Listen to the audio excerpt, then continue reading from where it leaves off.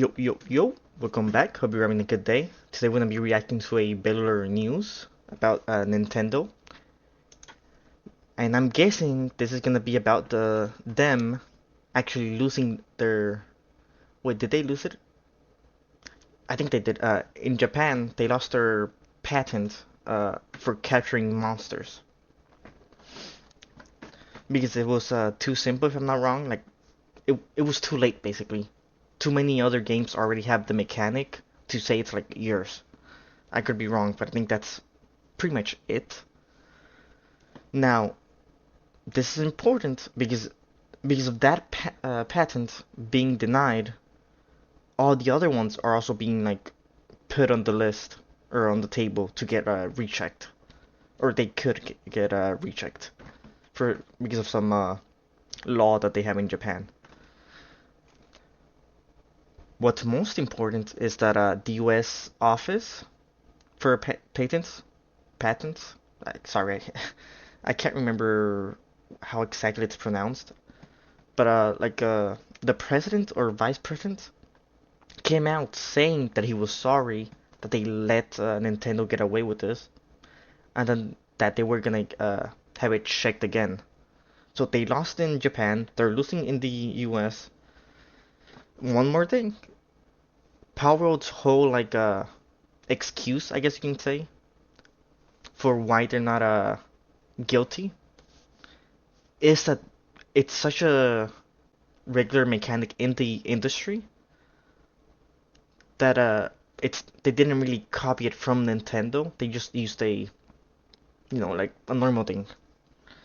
By the way, quick shout out too, because I got all this information from Beatty. I think it was live. Let's see, just in case. Yeah, him. No. Spanish channel. Holy shit. But he basically talked about how Nintendo got fucked by Japan. It got rejected. Where is it? Because he did show a video. Holy shit, I can't find it anymore. But basically, fucking Nintendo. Nintendo got fucked, which is good for everyone. Let's get into it. Well, it's time for another fun gaming video about the law. I really do mean Yeah, it. he's That's gonna because talk about it. Nintendo's patent war has hit critical moments on both sides of the Pacific, where something has happened in Japan, something has happened in America, and both of these events could reshape a lot of Nintendo's strategy. Over in Japan, a key By the way, hopefully it doesn't stay with Nintendo. It just spreads to other companies as well. Like, let's be honest. What good does putting a patent on a game mechanic do for anyone? It's not. It doesn't do shit. Like what they called was it called the Nemesis system? I forgot what company had it. Have they used it since they put a patent on it? Because there's like so many examples where people just put patents or game companies, and then they never use them. So it's like, okay, it's like I'm not gonna use it, but you can't have it. You know, patent application for the Pokemon it's like mechanics having a fight just with faced your judgment from their patent little office. brother. And the reason for that decision is Ark Survival Evolved. Then, over in America, a previously granted patent, one that... Oh yeah, well it's not only Ark Survival, it's other games as well that have the same mechanics. Like the whole point is, it's become fuck, how do I explain this? It's not a unique mechanic to Nintendo. It's something that has spread through the gaming industry. It's been normalized basically, so it's too late to copyright it or pretty much patent. pissed all of us off, it is now being re-examined. But not just in There. some boring bureaucratic way, no. The head of the patent office has intervened personally. That's a Yeah. thing that rarely happens. Wait, how did he say it? Patent office has Patents. intervened Yeah, I'm saying it personally. That's a thing that rarely happens, and his target is Nintendo's patent on Scarlet and Violet's dual combat system. So with this going on, everything is now on. Wait, it's not even about the Pokeball capturing? It's about this combat? Wait, what? Okay, okay, this is complete bullshit. This type of combat has been in any like MMO or game since forever. Like any kind of summoner or necromancer class has had this combat. Like even PoE has this combat, and it came before this game, where you have like minions that fight for you, and they have like abilities themselves, which you can use. This is oh, whatever. Via its dual combat system. So with this going on, everything is now uncertain. The Nintendo legal team may actually be sweating, but the Palworld lawsuit does Finally, still fuck them. continue. Though I would say that now the stakes have just got higher. Here's They what have you a need to big know chance for of this winning. video, right? Since last year, there's been a lot of talk over Nintendo versus Palworld. Essentially, Nintendo claims that Palworld infringed on 3 of their patents. And since that case started, we have seen constant activity. Palworld changed mechanics to get ahead of the lawsuit. Nintendo then changed one of their patents to tighten their claims. And it's basically been tit for tat for Dude, months. what Now, the the fuck is this? Oh, actually, wait. What the f Actually, you changed. Well, I have another patent. So yeah, your change. Who cares? What? their patents What to is it? tighten their How claims, can you let and it's this basically happen? been tit for tat for months. Now, the case itself hasn't progressed in any meaningful way, but outside of the courtroom, the world has been paying attention. Of course, paying attention to Nintendo's patent campaigns. Because if those go bad, it would be good for Palworld and perhaps also good for the industry at large. Yep. Now, across the US and Japan, critics are scrutinizing Nintendo's legal tactics like never before. Is But this as we've Palworld? explained previously, It right, sure and changed, this is huh? a bit of a Western versus Japan kind of difference. Many of the big Japanese publishers deploy this strategy, and they have done for years. It is just a part of how they do business. If I'm not wrong, it's because in Japan, if you don't, there's like some weird laws where if you let someone use your IP, then they can get ownership of it, or some weird shit like that. So that's one of the reasons that they do it. If I'm not wrong, by the way. Where, yeah, But like I said, a lot of the information like I get is from videos, so it's like, could you just be a lie? they patent the shit out of everything that they can, and whenever that means they can take someone to court or maybe get a lovely little licensing deal for someone else using those mechanics, well, it lets them recoup some costs from their competitors. Now, our last update in this story covered Nintendo's US patent grant. Critics widely decried it, I would say, rightly so, but today, turns out us Actually, what the fuck am I? When it comes to summoning, wouldn't a witch summoning the devil count as, summoning? Right? Because in that case, summoning has been a thing since the medieval ages, right? all kicking up a stink, seems to have delivered. But before we hit that US situation, first, we need to jet off to Japan. Now, if you're like me, you've probably looked at some of the big channels like Johnny Harris or Vox and seen those silky transitions and cinematic B-roll. Well, today's What? sponsor, Oh, it's a Storybox, sponsor. is a big part of how you can actually get that in your own video production. And honestly, it's a bit of kit I wish I had years ago. And here's what it actually is. It's unlimited access to stock video, music, sound effects, and, I think this is the kicker, After Effects templates. And these will let you punch way above your weight class. You know, those smooth map animations, data visualizations, silky clean lower thirds. They're all no there idea what and this in is. templates that you can customize rather than build from scratch. But the best Oh thing wait, is it's I've all used in this. one I don't know if it was Storyblock, but I've seen this before. I've seen this one before.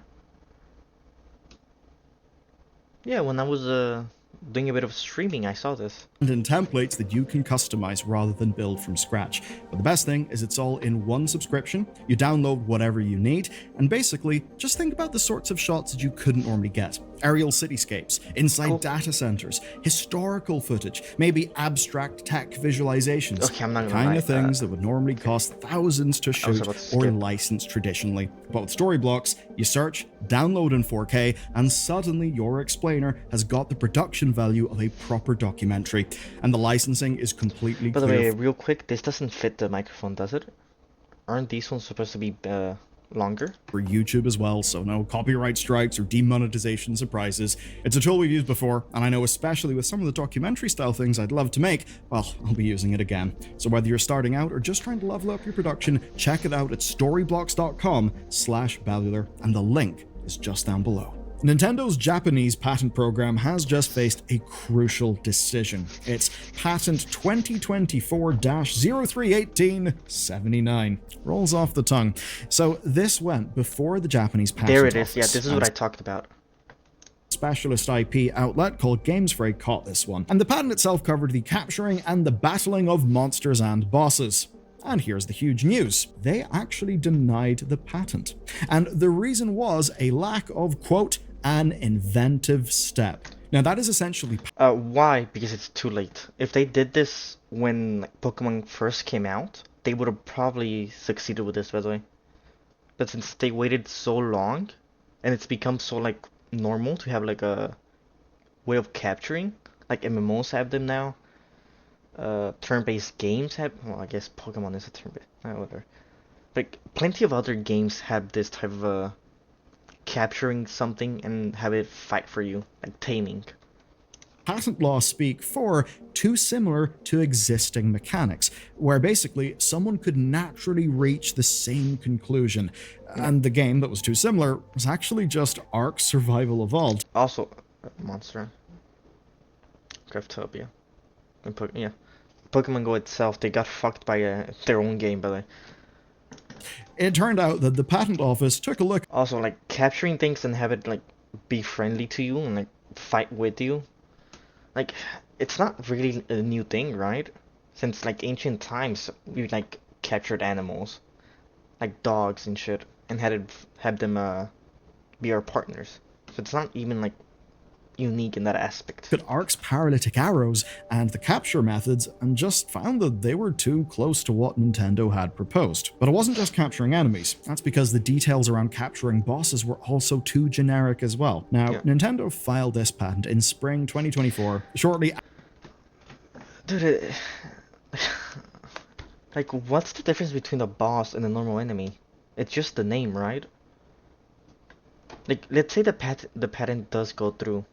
What if like another studio wants to do it, but instead of calling it a boss, they call it like an ascended or something like that? Is that like a valid way of getting like around it?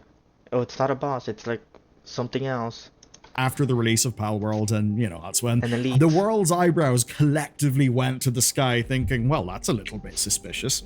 And everyone basically understood that Palworld was a big win. It was a big win that was kind of a spit in Nintendo's face, and this was basically Nintendo trying to claw back ground. Here's what's interesting. GamesFrey suspects that Pocket Pair actually managed to fight back here. And that's because a third-party submission brought existing mechanics to the patent office's attention. This is where it's interesting.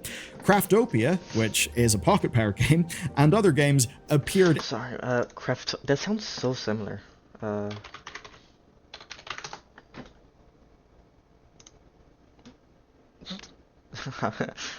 Is this just a gacha? Like, the usual gacha? Because it has the Link thing. And it has a girl on the cover, so it's like... survival game, whatever. It's basically just another survival game. In that submission. So because of that, Nintendo has now got to decide what the hell they do next. Basically, they can just walk away from this patent. Or they can approach the patent office and push for a re-review after making some amendments to their wording. Now, this being the Japanese patent story and the lawsuit being in Japan, obviously this will impact the Palworld lawsuit. But we first need to go across the Pacific because a re-review... Yeah, because the patent itself makes Palworld pretty much innocent. Is exactly what's going on, and it's what Nintendo does not want to deal with. In covering this, GamesFrey surfaced a second development, and it's that Nintendo September patent on summoning characters with dual battle systems. Dude, what is this game, man?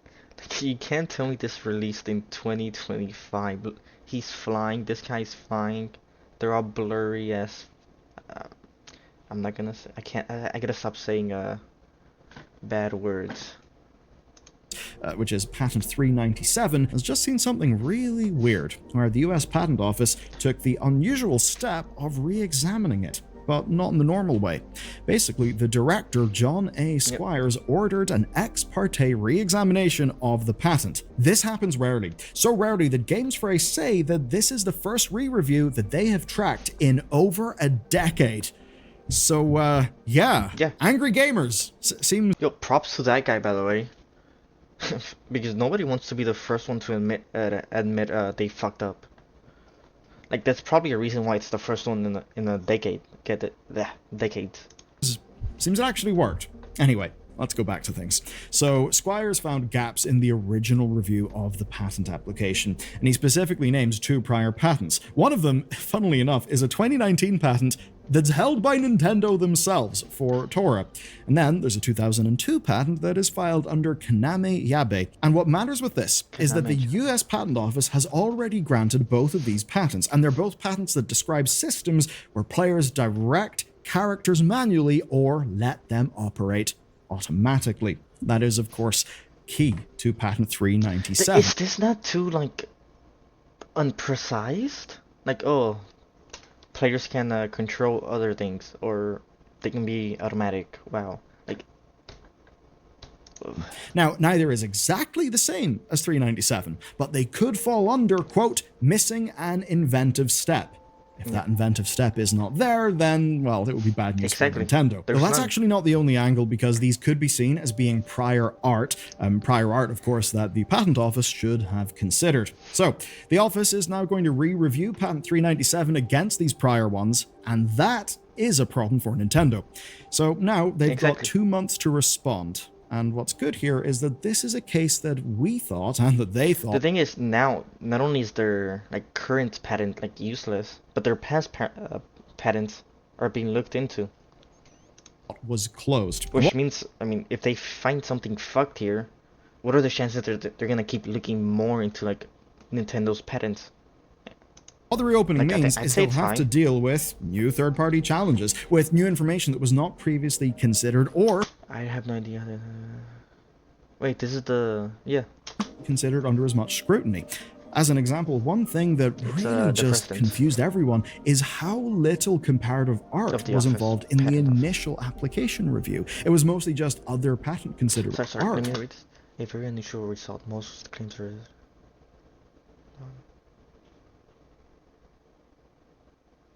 Wait. Most of the claims made in the 387 patent single parent case were immediately allowed. Wait, so you're telling me they were just allowed, and that's unusual? Because they're rejected at least once. Of course, yeah. You reject them to give them the reason, then they edit the patent into like a more reasonable one, right? I'm guessing that's why they're rejected at least once. This is pretty suspicious then, right? A bit of a corruption, it seems. Was involved in the initial application review. It was the only reason... oh, whatever. It was mostly just other patent considerations. So... what the fuck does giving up mean? Like, you're basically blocking a whole, like, part of the industry by allowing this. What do you mean you gave up?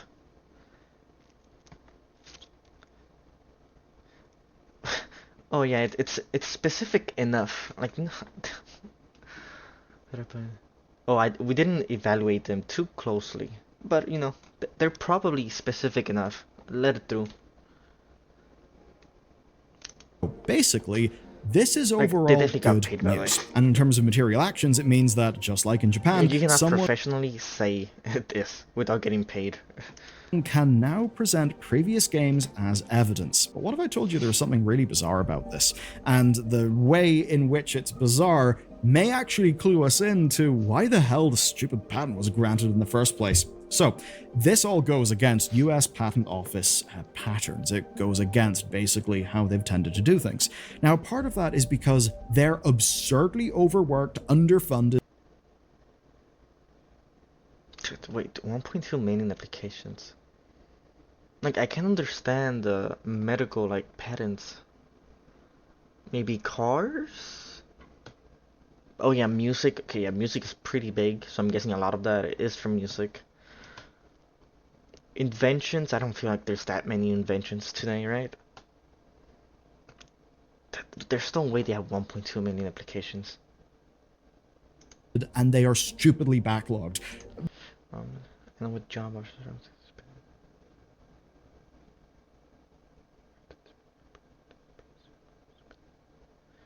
By backlog, I this is mean fucked. 1.2 million patents. So they have 1.2 million patents to deal with, and a freeze in hiring, which basically means they just they're low really in do numbers. have to plow through stuff as quickly as they can, which has likely meant less scrutiny, and that could be part of the reason why Nintendo... Yeah, that completely sucks, but if you have such an important job where your acceptance or agreement of something can completely like revolutionize or restrict an industry, I feel like even if you're overworked, that sounds wrong. Even if you have a lot of work, you should still, take your time and make sure you don't fuck up, right?